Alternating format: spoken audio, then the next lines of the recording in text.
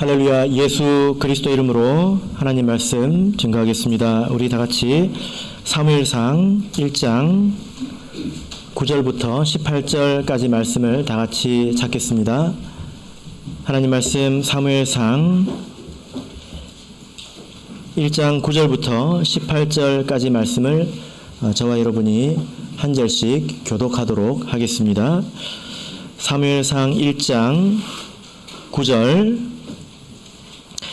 그들이 실로에서 먹고 마신 후에 한나가 일어나니 때에 제사장 엘리는 여호와의 전 문설주 곁 그 의자에 앉았더라.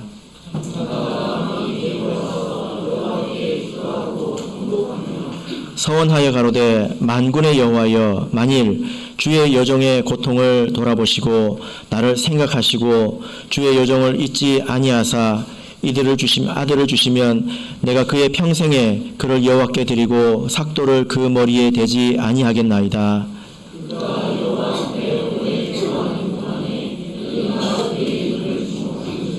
한나가 속으로 말하매 입술만 동하고 음성은 들리지 아니하므로 엘리는 그가 취한 줄로 생각한지라.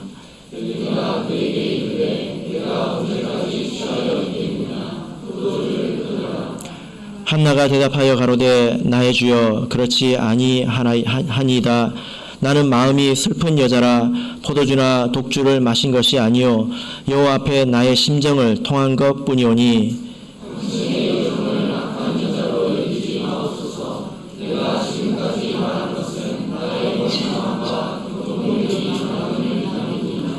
엘리가 대답하여 가로되 평안히 가라. 이스라엘의 하나님이 너의 기도하여 구한 것을 허락하시기를 원하노라.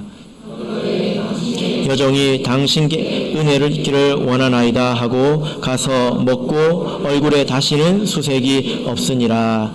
아멘. 네, 오늘 이 시간은 너의 기도하여 구한 것을 허락하시기를 원하노라 라는 제목으로 하나님 말씀을 증거하겠습니다. 요즘 각 교회별로 신도회를 많이 운영을 합니다. 그런데 그 신도회 그 이름을 붙이잖아요. 이름을 붙일 때 대체적으로 성경에 있는 인물을 사용해서 이름을 이렇게 붙이는 것 같습니다. 여러 교회 또 아닌 교회도 있지만, 그런데 우리 그 자매인들 신도회 중에서 꼭 빠지지 않는 이름이 있습니다. 뭘까요? 예, 한나회, 한나입니다. 그래서 성경에 많은 또 위대한 여인들이 있는데 왜 한나가 이렇게 빠지지 않을까, 그런 생각을 제가 해본 적이 있습니다. 그리고 어떤 분들은 이제 집사님이 되셔서 영명을 받으실 때 영명을 한나로 하신 분들이 또 계시지요.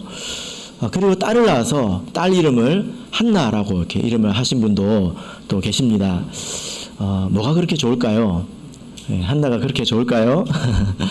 이 한나라고 하는 이 이름의 뜻은 아주 좋습니다. 원래 이 말이 하난이라는 단어에서 온 말인데 이 말이 구부리다 라는 뜻이거든요. 높은 사람이 낮은 사람에게 은혜를 베풀려면 허리를 구부려야 되잖아요. 그래서 여기서 은혜를 베풀다 이런 말에서 온 뜻이 바로 한나입니다. 은혜를 입은 은혜 뭐 이런 뜻이 되겠습니다. 그런데 이 한나라고 이름하는 사람이 성경에 그렇게 많지는 않죠. 성경을 보면 같은 이름을 가진 사람들이 많이 있지 않습니까? 구약에서는 이 사무엘의 어머니 한나 한 명이 있고요. 신약에 가면 예수님의 탄생을 기다린 안나 선지자가 있죠. 근데 이 안나가 사실 한나입니다. 비교적 희귀한 그런 이름이라고 볼 수 있습니다.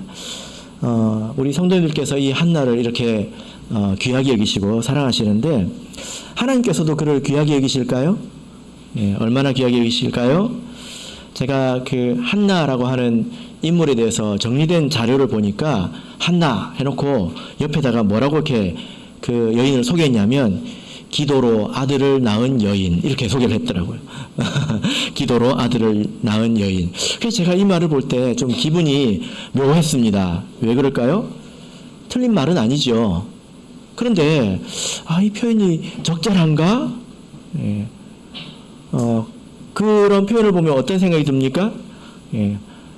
과거 조선시대에 아들을 못 낳아가지고 서름을 받던 어떤 그 여인이, 시집살이를 심하게 하던 여인이 이제 기도로 아들을 낳고, 근데 그 아들이 어떻게 하다 보니까 아주 위대한 선지자가 됐습니다. 지도자가 됐습니다.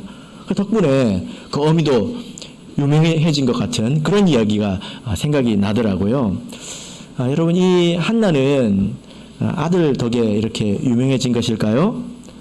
만약에 그 아들이 사무엘이 아니었으면 어땠을까요? 하나님께서는 이 한나를 아주 귀하게 여기시는 것을 우리가 알 수 있는데요. 두 가지로 좀 생각을 해보자면, 여러분, 예수님과 이렇게 비교되는 인물들이 있지 않습니까? 이렇게 구약 성경에 보면 이 사람은 예수님과 참 비교되는 인물이다.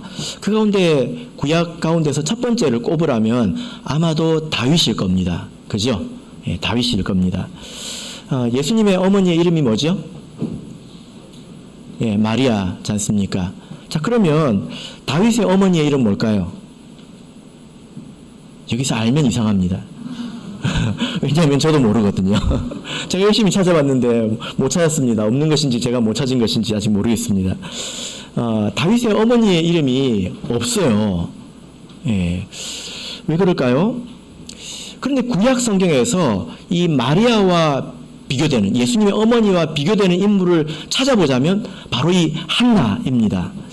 우리가 사무엘 1장을 읽었는데 사무엘 2장을 가서 보시면 여기 한나의 노래가 나오지 않습니까? 한나의 노래가 나오거든요. 한나가 기도하여 가로되 했는데 이 기도는 사실 노래입니다. 이 한나의 노래를 읽어보면 그 내용이 대단해요. 한나가 아들 낳고 기분이 좋아서 그냥 흥얼거리면서 부른 그런 노래가 아닙니다.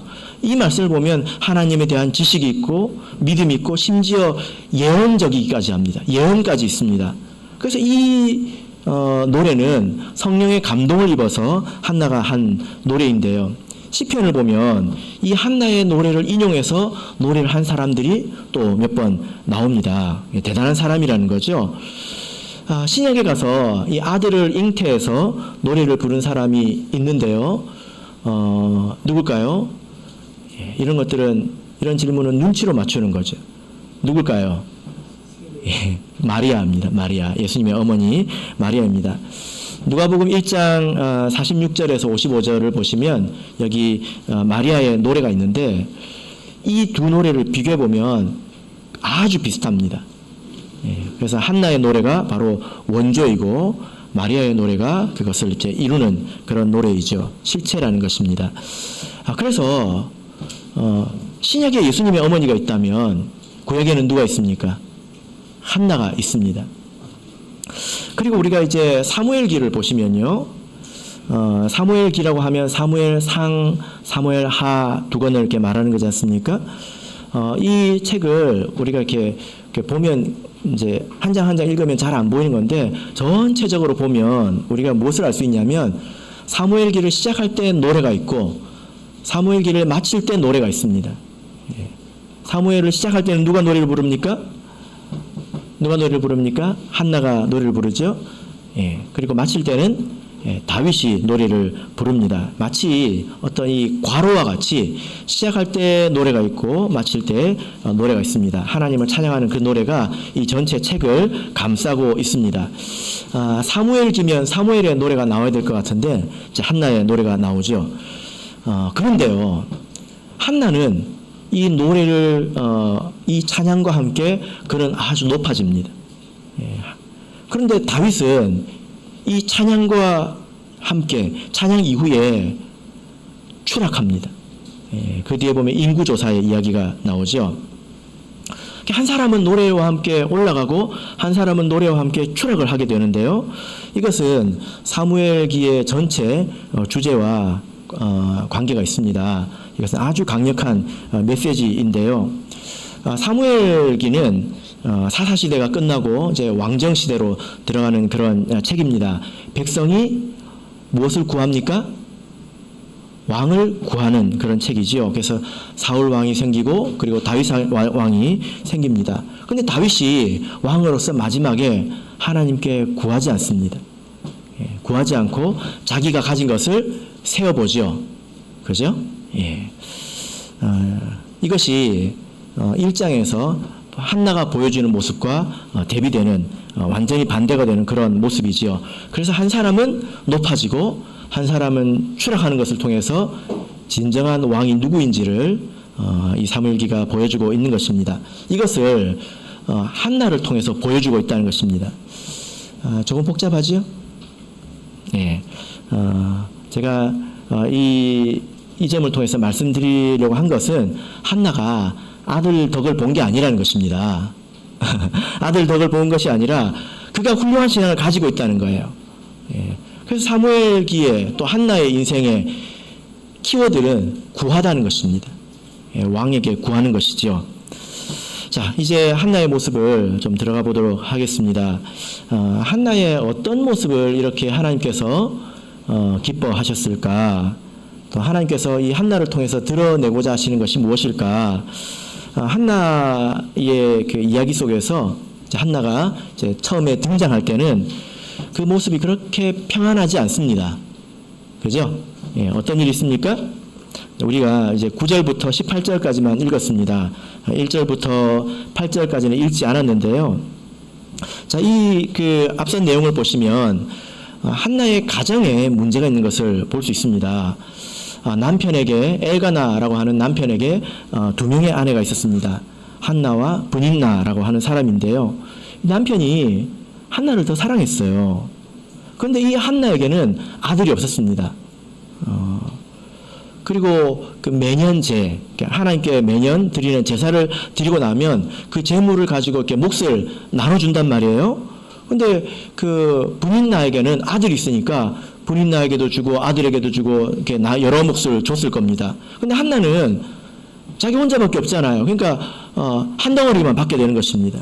그래서 한나가 이렇게 불쌍해 보였는지 그에게 갑절에 이제 그 몫을 주게 됩니다. 여러분, 우리가 브닌나를 욕하지 말고 브닌나의 입장에 대해서 한번 생각해 보십시다.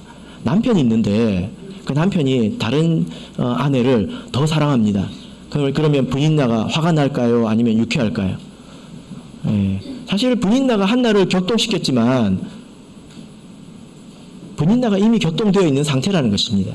그의 마음이 평안하지 않다는 거예요. 그죠? 그래서 한나를 심히 격동했다. 이렇게 말씀을 하고 있습니다. 이것이 한나가 겪은 이런 이제 고통인데요. 자, 여러분, 여러분이 생각하실 때에 한나가 겪은 고통이 큽니까? 네? 한나가 겪은 고통이 큽니까? 아들이 없어가지고 다른 아내한테 좀 서름을 당한 것, 이게 큽니까? 어떤 사람은 이렇게 말할지도 모르겠습니다. 야, 한나, 당신은 참 믿음이 없다. 아들을 주시는 분은 하나님 아니시냐? 믿음으로 그런 걸 다 받아들여야지. 받아들이고 참아라. 세상에 너보다 힘든 사람이 얼마나 많은지 아냐? 네가 대한민국에 와가지고 사회생활을 안 해봐서 그렇지 그 정도 가지고 그렇게 엄살을 부리고 있냐? 이렇게 말할 수 있지 않을까요? 아니에요?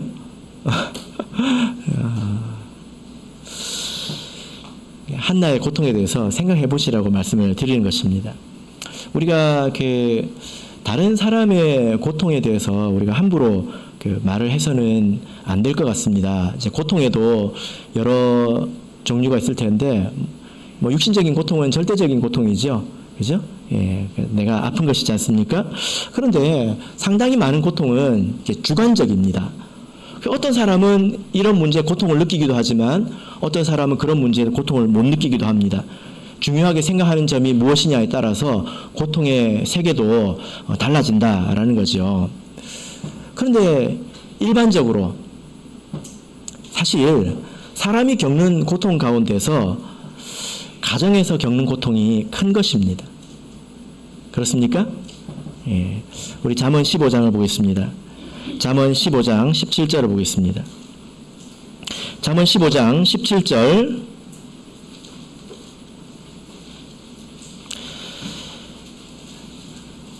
잠언 15장 17절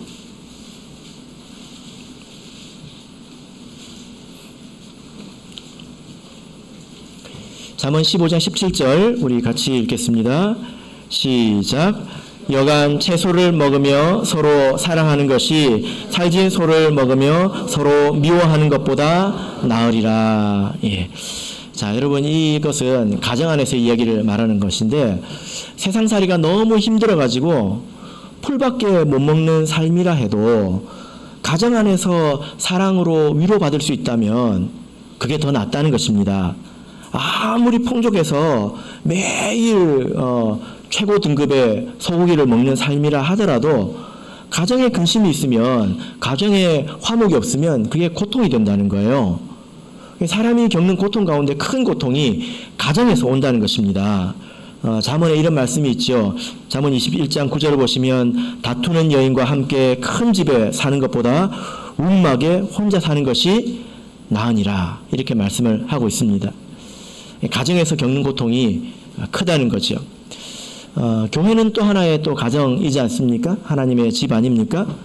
어떤 분이 이런 말씀을 하시는 것을 제가 들었습니다. 이제 그분이 이주 노동자입니다. 외국에서 이제 외국인 노동자로 일하신 분인데 얼마나 힘들게 살았겠습니까? 외국에 가서 근로를 한다는 것이 거기서 이제 왕따도 당하면서 막 이렇게 사셨는데요. 한 번도 울어본 적이 없대요. 힘들다고 한 번도 울어본 적이 없답니다. 근데 어느 날 교회, 이제 그 곳에 있는 교회에 문제가 생기고 그 교회에서 핍박을 받은 일이 있었는데 어마어마하게 통곡을 했다고 해요. 그게 자기에게 굉장히 큰 고통이었다, 이렇게 말씀을 하시더라고요. 그렇잖아요. 우리가 세상에서 사는 것이 힘들어도 집에 와서 위로받고 또 사랑을 나누면 또 위로가 되지 않습니까? 교회가 또 그렇잖아요. 그죠? 교회 와서 하나님께 위로받으면 세상이야, 세상이니까, 하나님을 모르니까, 저들도 다 저렇게 사니까 우리가 이렇게 이해할 수 있잖아요. 그런데 가정에서 고통을 받고 교회가 혼란하면 도대체 우리가 어디 가서 위로를 얻겠습니까? 그래서 가정에서 얻는 고통이 사실 큰 고통이다라는 것입니다. 우리 이제 교회 안에서도 가정 안에서 고통을 겪고 계신 분들이 사실 많이 계신 것 같습니다. 이 고통은 사실은 또 믿음으로 인한 것인데요. 제가 이 말씀을 이렇게 생각하면서 곰곰이 우리 성도님들의 가정을 생각을 해봤습니다. 어떤 분들은 자녀의 이제 불신앙으로 인해서 그 자녀의 영혼으로 인해서 크게 근심하시는 분들이 계시고요. 또 어떤 분들은 남편과 아내가 믿음으로 하나 되지 못해서 고통을 받고 계시는 분들도 계십니다. 그리고 이 신앙으로 인해서 부모님과 갈등을 겪고 계신 분들도 계시고요. 그런 것들이 얼마나 큰 고통인지 모르겠습니다. 어떤 분은 너무 고통스러워 하셔가지고 제가 앞에서 이런 말도 못하겠다, 이렇게 말씀드린 적이 있거든요. 너무 고통스러워 하시니까. 저도 이제 그런 것을 사실 모르지는 않습니다. 저도 청년 시절에 명절이 오면 다른 믿음 안에 있는 가족들은 다 믿음 안에 이제 손잡고 교회 오고 그러지 않습니까? 그런데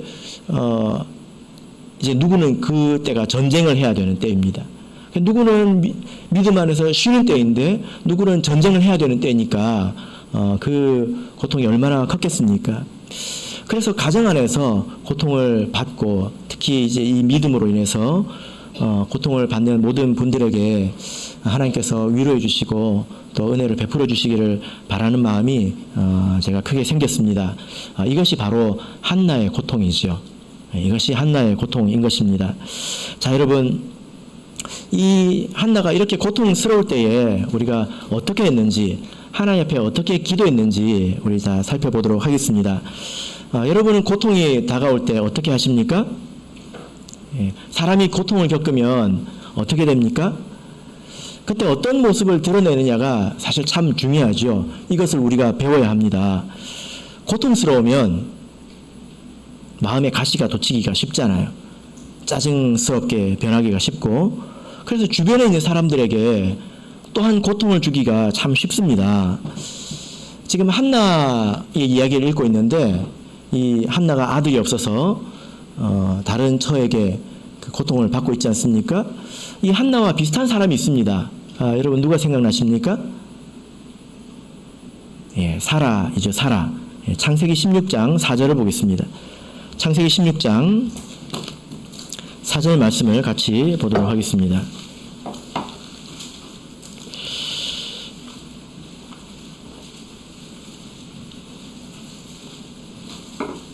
창세기 16장 4절. 자, 같이 읽겠습니다. 시작. 아브람이 하갈과 동침하였더니 하갈이 잉태함에 그가 자기의 잉태함을 깨닫고 그 주인을 그 여주인을 멸시한지라. 하갈이 아브람이 하갈과 동침해서 자녀를 낳습니다. 그래서 하갈이 자기가 아들을 잉태를 했다라는 것을 깨닫고 그 주인을 멸시했습니다. 사라가 어떻게 했을까요? 한나와 비슷한 입장이잖아요. 사라가 어떻게 했을까요? 자, 5절을 보겠습니다. 5절 읽겠습니다. 시작. 사레가 아브람에게 이르되 나의 받는 욕은 당신이 받아야 옳도다. 내가 나의 여종을 당신의 품에 두었거늘 그가 자기의 잉태함을 깨닫고 나를 멸시하니 당신과 나 사이에 여호와께서 판단하시기를 원하노라. 여러분, 이 5절은요 혀를 꽉 깨물고 읽어야 돼요. 이 말 속에 얼마나 독이 가득 찼는지 한번 보십시오. 내가 받는 욕은 당신이 받아야 옳다. 누구한테 하는 말입니까? 남편한테 지금 이 말을 하고 있잖아요. 당신과 나 사이에 하나님께서 판단해 주시기를 원한다.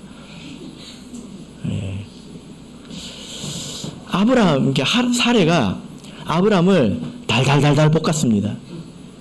아브람이 얼마나 괴로웠을까요? 견디다 못해서 뭐라고 말합니까? 6절 보시면 아브람이 사레에게 이르되 그대의 여종은 그대의 수중에 있으니 그대의 눈에 좋은 대로 그에게 행하라. 쫓아내려면 쫓아내시고 편한 대로 하시라 하고 아브라함이 그렇게 말하지 않습니까? 여러분은 이렇게 안 하시죠? 고통의 때 여러분이 혹시 이렇게 하시지는 않으십니까? 이것은 믿음의 태도가 아니지요. 이걸 뭐라고 그럽니까? 히스테리라고 하죠. 히스테리. 한나는 어떻게 했을까요? 이렇게 고통스러울 때 어떻게 했을까요? 자, 우리 사무엘상 1장으로 돌아와서 한나가 한 것이 있습니다. 자, 읽겠습니다. 1장 7절 읽겠습니다. 시작. 매년에 한나가 여호와의 집에 올라갈 때마다 남편이 그같이 하매 분인나가 그를 격동시킴으로 그가 울고 먹지 아니하니. 한나가 무엇을 했습니까? 괴로워서 울었습니다. 그리고 먹지 않았습니다. 여러분, 이것은 단식 투쟁을 한 것일까요? 이 본문 가운데서 드러나는 이 한나의 모습을 보자면 그런 것 같지는 않습니다. 왜냐하면 9절을 보시면 그들이 실로에서 먹고 마신 후에 한나가 일어나니 이렇게 말하고 있습니다. 가족들이 다 먹고 마시는 그 시간에 화목제를 지내고 가족과 함께 먹고 마시고 잔치하는 그 시간에 그가 자리를 지킨 것을 볼 수가 있습니다. 너무 괴로워서 먹지 못한 것이지 그 자기의 괴로움을 사람들 앞에서 드러내지 않았다는 것입니다. 그리고 이 사람이 기도할 때 어떻게 기도합니까? 12절 13절을 보시면요, 그가 여호와 앞에 오래 기도하는 동안에 엘리가 그의 입을 주목한즉 한나가 속으로 말하며 입술만 동하고 음성은 들리지 아니하므로. 한나가 기도하는 모습을 보십시오. 어떤 사람들은 이제 괴로울 때에 만나는 사람마다 붙들고 자기 힘든 것을 이야기를 합니다. 이곳저곳에 전화를 해가지고 내 힘든 이야기 좀 들어달라고 이야기를 합니다. 사람 앞에서 마구마구 드러내지요. 그런데 이 한나는 자기의 기도도 옆 사람에게 들리지 않도록 합니다. 고통을 겪으면 위로받고 싶고 다른 사람이 내가 얼마나 고통스러운 상황에 있는지 알아주기를 원하고 있지 않습니까? 그런데 한나는 이것을 어지간히 드러내지 않습니다. 그 사랑하는 남편이 알 정도이죠. 그래서 이것을 전혀 몰랐기 때문에 엘리 제사장이 뭐라고 이야기합니까? 14절 보시면 엘리가 그에게 이르되 내가 언제까지 취하여 있겠느냐? 포도주를 끊어라. 그 모습을 보고 마치 술 취한 것처럼 느껴서 술 좀 끊어라 이렇게 이야기를 했습니다. 이런 이야기에 대해서 한나가 이렇게 이야기를 하지요. 자, 16절 보겠습니다. 16절 읽겠습니다. 시작. 당신의 여종을 악한 여자로 여기지 마옵소서. 내가 지금까지 말한 것은 나의 원통함과 격동됨이 많음을 인함이니이다. 예. 자, 여기서 보면 당신의 여종을 악한 여자로 여기지 마옵소서 이렇게 말하고 있습니다. 이 악한 여자라고 하는 이 표현은 원문을 보면 벨리알의 딸이라고 되어 있습니다. 벨리알.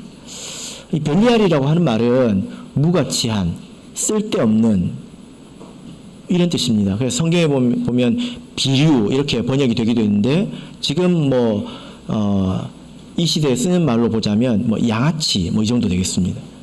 예. 건달 이 정도 되겠습니다. 쓸모없는, 그러니까 이 쓸모없는 여자, 이 표현은 어쩌면 엘리가 이 말을 했을 수도 있습니다. 이 벨리알의 딸아 이렇게 했을 수도 있다는 거예요. 그래서 나를 이 벨리알의 딸로 여기지 마라, 쓸모없는 여자로 여기지 마라. 근데 이 벨리알이 신약에 오면 무엇을 지칭하는 표현으로 바뀔까요? 벨리알 들어보셨습니까? 고린도후서 6장 15절을 보면 그리스도와 벨리알이 어찌 조화되며 이렇게 말하고 있습니다. 이 벨리알은 사단을 뜻하는 표현으로 나중에 이제 굳어지게 됩니다. 그러니까 이 한나가 느끼기에 굉장히 모멸된 그런 이제 대접을 받았다는 거예요. 예. 이 마귀에 따라 네가 정신이 없어서 지금 성전에서 술이 취해가지고 그렇게 있느냐? 그런 말을 들었을 것이라는 겁니다. 사실 이 벨리알의 딸, 이 벨리알이라고 하는 이 표현은 누구한테 적용이 되냐면은 2장 12절을 보겠습니다. 사무엘상 2장 12절을 보면요. 사무엘상 2장 12절 말씀을 보시면 엘리의 아들들은 불량자라 여호와를 알지 아니하더라. 여기 불량자 있죠? 이 불량자가 벨리알의 아들입니다. 벨리알의 아들. 사실 엘리 제사장의 아들이 하나님 보시기에 벨리알의 아들이었어요. 쓸모없는 그런 사람이었습니다. 여러분, 한나의 입장에 한번 생각해 보시기 바랍니다. 내가 마음이 괴로워서 하나님 앞에서 내가 이 슬픔을 토로하고 있는데 누가 여러분에게 이런 말을 한다면 기분이 어떨까요? 만약에 이 마음에 가시가 돋친 사람이라면 누가 이런 말이 있지 않습니까? 울고 싶은데 누가 뺨을 때려줬다. 누구 하나만 걸려라. 가만히 안 두겠다. 그런 마음의 태도였다면 지금 엘리 제사장은 한나의 밥이 되기 참 좋습니다. 그죠? 뭐라고 했을까요? 이 엘리 아들의 나쁜 행실을 한나가 몰랐을까요? 나보고 뭐라고? 하지 않았겠습니까? 제사장이 돼가지고 그렇게 분별력이 없어가지고 자기 아들은 돌아보지도 못하고 지금 나보고 뭐라고 그랬냐? 한번 좀 해보자 하지 않았을까요? 근데 이런 상황에서 한나가 뭐라고 말합니까? 15절 보시길 바랍니다. 뭐라고 말합니까? 한나가 그때 대답하기를 나의 주여 이렇게 말합니다. 그리고 16절을 보면 당신의 여종을 이렇게 말하고 있습니다. 여러분, 고통당할 때에 마음에 큰 상처가 있는데 그것을 헤집고 소금을 치는 사람이 그런 시험이 따라오기도 합니다. 이 본문에서 한나에게 크게 드러나는 이 점은 그런 고통을 사람 앞에 드러내지 않았다는 것입니다. 히스테리 부리지 않았습니다. 오직 하나님 앞에 그것을 드러내었다라는 거죠. 여러분, 이것이 우리가 참 조심해야 될 부분인데요. 우리가 사람 앞에 드러낼 때에 하나님의 영광을 가리기 쉽고 우리가 범죄하기가 쉽습니다. 이것이 우리가 얼마나 조심해야 되고 또 얼마나 노력해야 될 일인지 모르겠습니다. 모세를 생각해 보세요. 여러분, 모세는 백성을 이끌면서 많은 고통을 받았습니다. 그 말 안 듣는 백성을 통해서 얼마나 많은 고통을 받았겠습니까? 근데 그 가운데서 미리암이라고 하는 이 자기의 누이가 자기를 대적하는 일이 벌어졌습니다. 근데요, 모세는 이 땅에 있는 사람들 가운데서 가장 온유하다고 말하고 있잖아요. 모세가 그런 일이 있어도 아무 말도 안 하니까 하나님이 대신 말해 주십니다. 이 미리암에게 뭐라고 말합니까? 너하고 모세하고 같은 줄 아냐? 하고 누가 말합니까? 하나님이 말씀해 주십니다. 이렇게 온유했던 사람인데 나중에 어떤 일이 있습니까? 무리바 반석에서 얼마나 속이 상했는지 몽둥이를 휘두르잖아요. 그죠? 몽둥이를 휘둡니다. 그래서 어떻게 됩니까? 하나님의 거룩하심과 하나님의 영광을 드러내지 않았다는 이유로 결국 가나안에 들어가지 못합니다. 이것이 우리에게 큰 경계가 된다는 것입니다. 우리에게 마음에 고통이 있다 하더라도 드러내지 말아야 합니다. 하나님 앞에서 드러내야 합니다. 사실 모세는요, 하나님 앞에서 죽여달라고까지 기도했던 사람입니다. 내가 이 짐을 다 질 수 없다. 그러나 그 순간에도 사실 모세는 백성에게는 마땅한 말을 했습니다. 그들이 들어야 될 말을 했다는 것입니다. 그런데 한나는 이렇게 상처가 났는데 누가 그 상처에 소금을 뿌려도 그가 자기 중심을 잃지 않았다는 것입니다. 이것이 우리가 배워야 될 점이죠. 이때 한나가 하나님께 기도를 했는데요. 하나님 앞에 어떻게 기도했을까요? 자, 우리 사무엘상 11절을 같이 보겠습니다. 사무엘상 1장 11절 같이 읽겠습니다. 시작. 서원하여 가로되 만군의 여호와여, 만일 주의 여종의 고통을 돌아보시고 나를 생각하시고 주의 여종을 잊지 아니하사 아들을 주시면 내가 그의 평생에 그를 여호와께 드리고 삭도를 그 머리에 대지 아니하겠나이다. 예. 자, 여러분, 한나가 하나님께 기도합니다. 근데 하나님은 뭐라고 부르고 있습니까? 뭐라고 부르고 있습니까? 만군의 여호와여, 이렇게 부르고 있죠. 익숙한 표현이죠. 만군의 여호와여. 왜 익숙한 표현이라고 했습니까? 구약 성경에 250번 이상 나오거든요. 많이 나오는 표현이라는 것입니다. 만군의 여호와라고 할 때 여러분이 가장 기억이 나시는 내용이 무엇입니까? 다윗이 골리앗과 싸울 때 뭐라고 말합니까? 네가 칼과 창과 단창으로 나오지만 나는 만군의 여호와의 이름으로 나간다, 이렇게 말하잖아요. 그죠? 이 만군의 여호와, 이 만군이라고 하는 이 뜻은 군대라는 뜻입니다. 군대. 그러니까 여호와는 군대의 지휘관이라는 것입니다. 이 군대는 사실은 이스라엘 군대뿐만이 아니라 하늘에 있는 천군 천사의 군대, 모든 군대의 대장 되신 하나님, 이것을 말합니다. 자, 여러분, 생각을 한번 해보십시다. 한나가 아들이 없어요. 서러워서 기도하고 있습니다. 그럼 하나님을 뭐라고 불러야 될까요? 어떤 하나님을 불러야 될까요? 어떤 하나님을 찾아야 될까요? 만약에 그저 아들이 없는 서러움을 해소하고자 하는, 내가 이 서러움을 받고 어떻게 사냐, 이런 한탄의 기도였다면 하나님을 뭐라고 불렀어야 될까요? 하나님, 아담을 지으신 하나님, 사라의 태를 여셔서 이삭을 주시고 리브가의 태를 여셔가지고 쌍둥이를 주시고 야곱에게는 12아들을 주신, 아들을 주시는 하나님, 이렇게 기도해야 되지 않습니까? 그렇게 찾아야 되지 않습니까? 하나님은 아들을 주시는 분이야, 이렇게 찾아야 되지 않습니까? 그런데 여러분, 한나는 만군의 여호와를 부르고 있습니다. 그리고 우리가 성경을 찾아보면요, 성경에 나오는 인물 가운데서 가장 먼저 만군의 여호와를 부른 사람이 바로 이 한나입니다. 만군의 여호와가 몇 번 정도 나온다고 했습니까? 250번 이상 나오는데요. 여러분 한번 찾아서 보십시오. 이 이름은 언제 부르는 것입니까? 전쟁에서 부르는 이름입니다. 전쟁에 나가 싸울 때에 만군의 여호와 이름으로 나갑니다. 지금은 싸워야 된다는 것입니다. 전쟁이라는 거예요. 이렇게 볼 때 한나는 사실 지금 영적인 싸움을 한다고 스스로 인식하고 있는 것입니다. 아들을 달라고 기도하고 있는 것이 아니라 영적인 싸움을 하고 있다고 생각하고 있는 것입니다. 여러분, 이 일은 참으로 영적인 전쟁이지요. 아들에 너무 집중하지 마시고 한나의 가정을 보시길 바랍니다. 가정이 무너지려고 하고 있지 않습니까? 가정이 혼란스럽지 않습니까? 마귀는 가정을 무너뜨리려고 합니다. 가정을 혼란스럽게 합니다.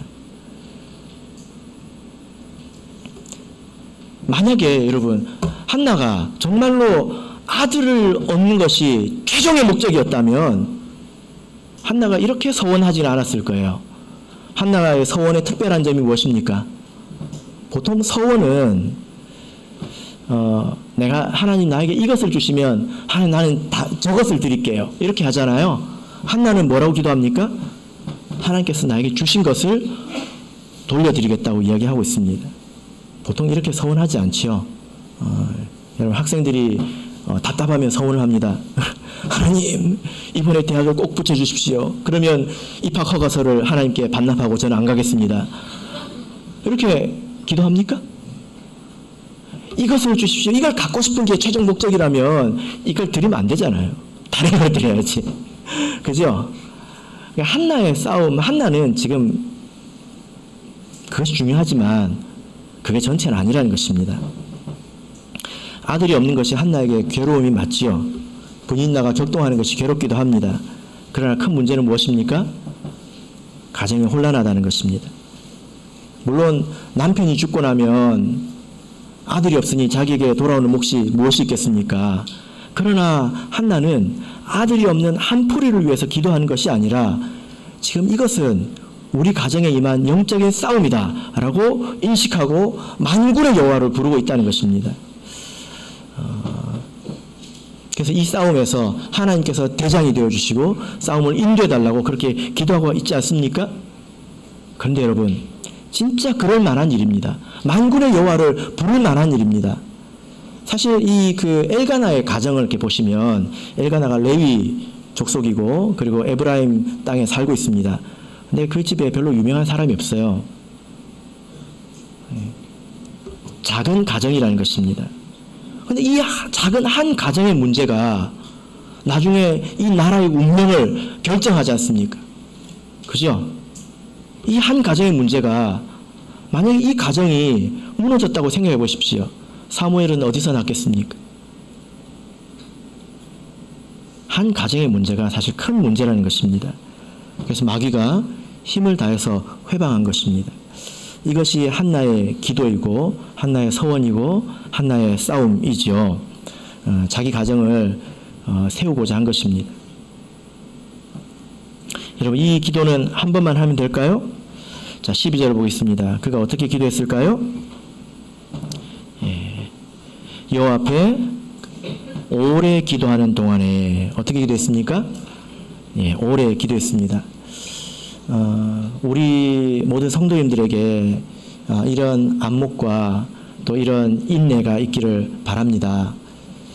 그저 내가 다른 집보다 못하고 우리 가정이 다른 무엇이 부족하고 해서 서러움을 가지고 하나님께 기도하는 것이 아니라 우리 가정에 있는 이 싸움이 어떤 싸움인지 내가 하나님 앞에서 만군의 여호와의 이름을 부르면서 그 가정을 세우기 위해서 우리가 힘을 써야 합니다. 그렇게 해서 우리 가정을 믿음 안에서 세운다면 우리가 이 세상에 와서 해야 될 일을 어지간히 한 것 아닐까요? 이것이 가장 중요한 일이기 때문에 그렇습니다. 자, 이제 한나의 또 다른 모습을 보도록 하겠습니다. 한나는 하나님께 서원한 것을 지켰지요. 자, 21절부터 24절을 보겠습니다. 자, 21절부터 24절을 보면 한나가 하나님께 약속한 것을 지키는데요. 자, 제가 읽겠습니다. 그 사람 엘가나와 그 온 집이 여호와께 매년제와 그 서원제를 드리러 올라갈 때에 오직 한나는 올라가지 아니하고 그 남편에게 이르되 아이를 젖대거든 내가 그를 데리고 가서 여호와 앞에 베게 하고 거기 영영이 있게 하리이다. 그 남편 엘가나가 그에게 이르되 그대의 소견에 선한 대로 하여 그를 젖대기까지 기다리라. 오직 여호와께서 그 말씀대로 이루시기를 원하노라. 이에 그 여자가 그 아들을 양육하며 그 젖대기까지 기다리다가 젖을 뗀 후에 그를 데리고 올라갈새 수소 셋과 가루 한 에바와 포도주 한 가죽 부대를 가지고 실로 여호와의 집에 나갔는데 아이가 어리더라. 이제 고대 유대인들은 3살까지 젖을 먹였다고 합니다. 우리나라로 생각하면 예, 안 되죠. 그죠? 예, 3살까지 젖을 먹였다고 합니다. 이 3살 정도 되면 아이가 가장 이쁘고 사랑스러울 때이지 않습니까? 말도 제법 하고요. 그죠? 네, 그때 하나님 앞에 드렸다는 것입니다. 한나가 이렇게 생각할 수 있지 않겠습니까? 좀 더 키워서 드릴게요. 하나님 드린다고 했지 언제 드린다고는 안 했잖아요. 제 말이 맞습니까? 틀립니까? 맞죠? 언제 드린다고는 안 했잖아요. 좀 더 키워서 드릴게요, 하나님.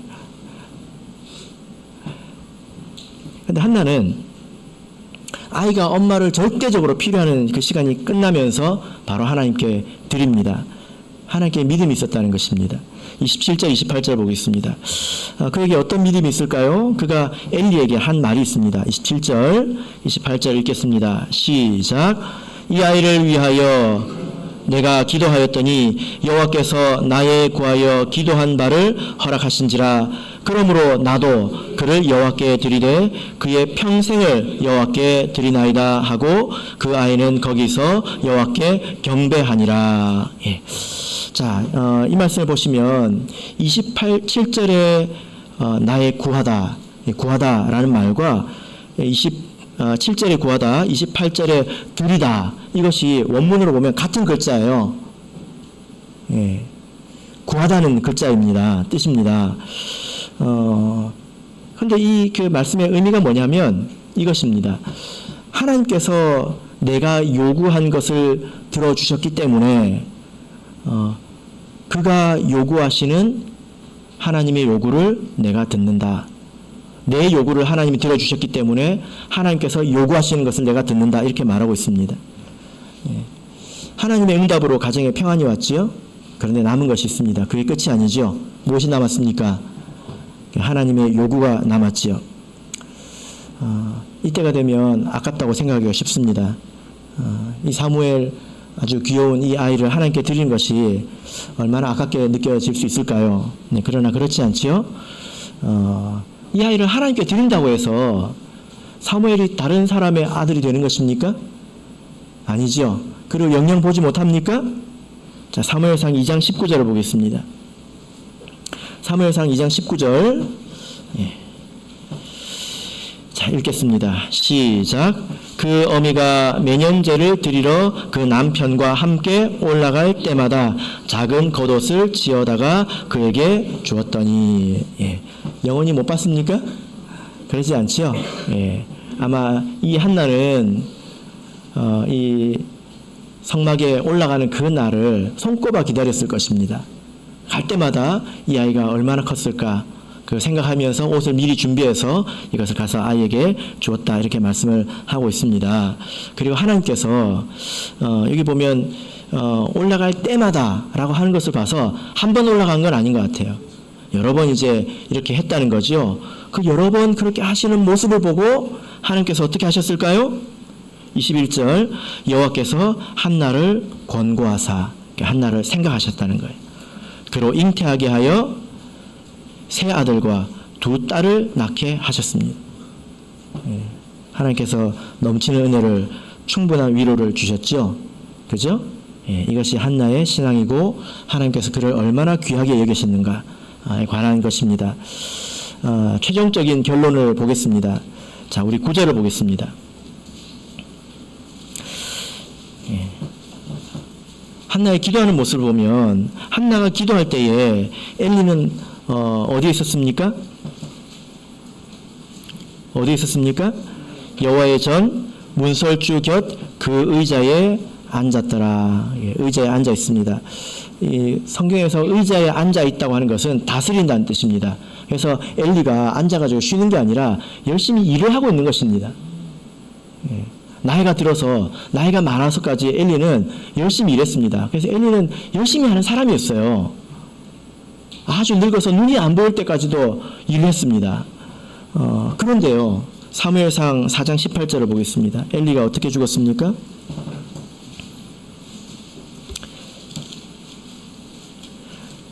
사장 18절 읽겠습니다. 시작. 하나님의 괴를 말할 때에 엘리가 자기 의자에서 자빠져 문 곁에서 목이 부러져 죽었으니 됐습니다. 엘리가 어디서 죽었습니까?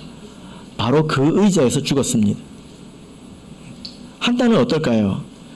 자, 1장 26절 보겠습니다. 1장 26절 읽겠습니다. 시작. 한나가 가로되 나의 주여 당신의 사심으로 맹세하나이다. 나는 여기서 나의 주 당신 곁에 서서 여호와께 기도하던 여자라. 이 한나가 기도하는 모습이 그려지십니까? 엘리가 의자에 앉아 있습니다. 그 여자는 그 옆에 서서 고개를 숙이고 흐느끼며 기도했다는 것입니다. 그런데 하나님께서 그 기도를 들어주셨을 때 어떻게 됐을까요? 2장 8절을 보겠습니다.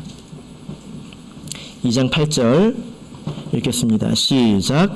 가난한 자를 진토에서 일으키시며 빈핍한 자를 거름더미에 드사 귀족들과 함께 앉게 하시며 영광의 위를 차지하게 하시는도다.